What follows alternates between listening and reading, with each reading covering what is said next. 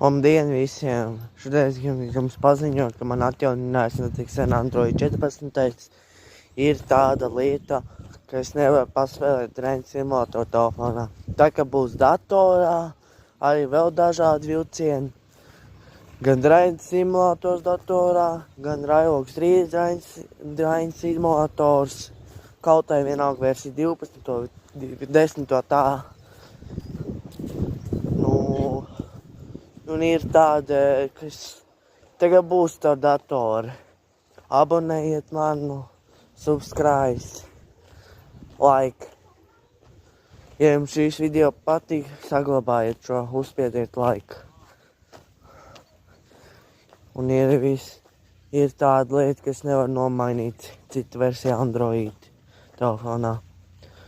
Tā kā atā.